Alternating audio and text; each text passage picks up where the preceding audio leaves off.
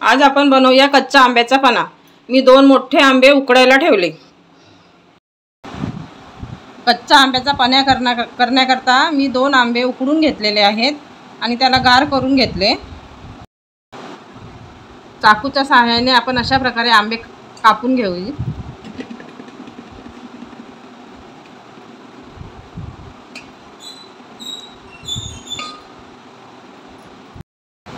आंब्याचा आतमधला गर काढून घेऊया।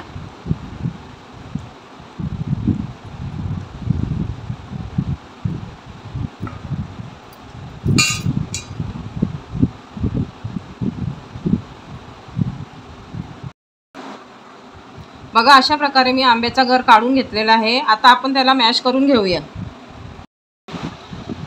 बघा अशा प्रकारे मी स्मॅश करून घेतलेला आहे। बघा आंब्याचा गर काढून घेतलेला आहे, त्याचे ते साल राहिलेले आहे, त्याच्यामध्ये पाणी टाकून घेतलं।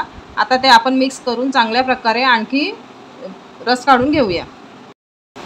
बघा आंब्याचा साल आणि कोय होती तर त्याला आपण छान प्रकारे पाणी टाकून मिक्स करून अशा प्रकारे आपण रस काढून घेतलेला आहे।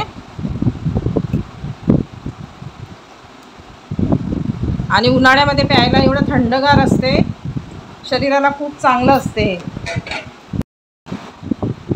आता याच्यात आपण मीठ टाकून घेऊ।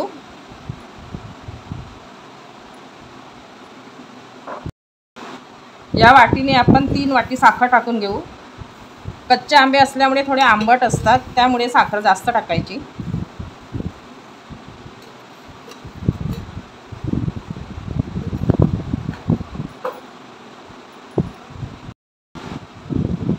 आणि चांगल्या प्रकारे साखर आणि मीठ मिक्स करून घेऊ।